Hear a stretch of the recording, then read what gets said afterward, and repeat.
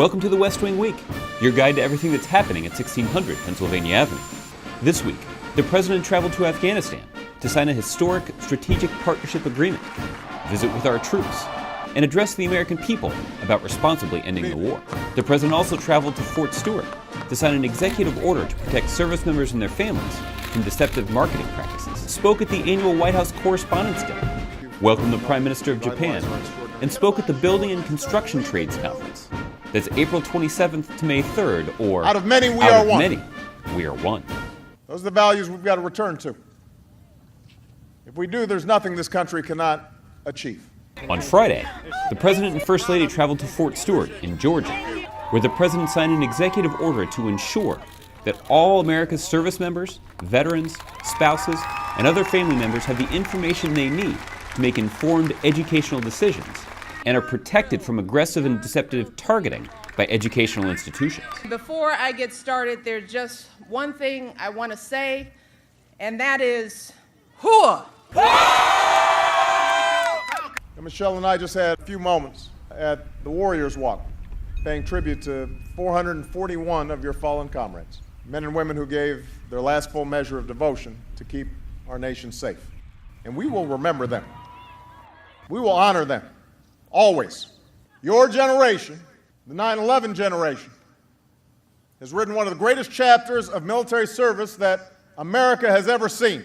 The executive order I'm about to sign will make life a whole lot more secure for you and your families and our veterans, and a whole lot tougher for those who try to prey on you. On Saturday evening, the President shared a few laughs with journalists at the 98th Annual White House Correspondents Association dinner. Good evening.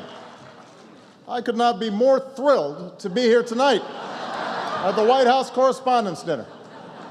It's a great crowd. They're already laughing. It's terrific. Our chaperone for the evening is Jimmy Kimmel,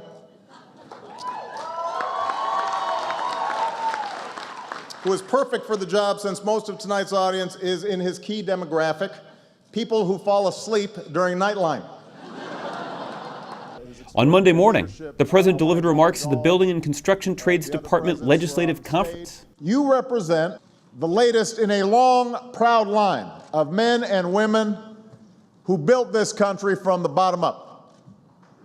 That's who you are. In the afternoon, the President welcomed Prime Minister Noda of Japan to the White House, where they held a joint news conference after discussions on a wide range of bilateral, regional, and global issues, including the U.S.-Japan Security Alliance, economic and trade issues, and deepening bilateral cooperation.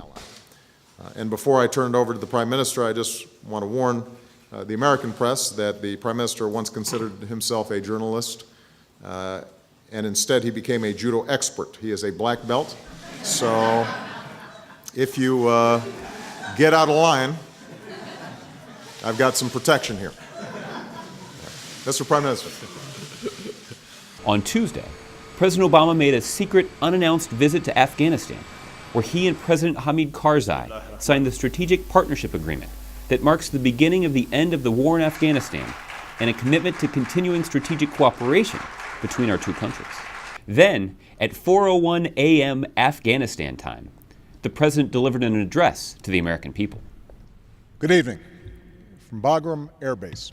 Today I signed a historic agreement between the United States and Afghanistan that defines a new kind of relationship between our countries, a future in which Afghans are responsible for the security of their nation, and we build an equal partnership between two sovereign states, a future in which war ends and a new chapter begins.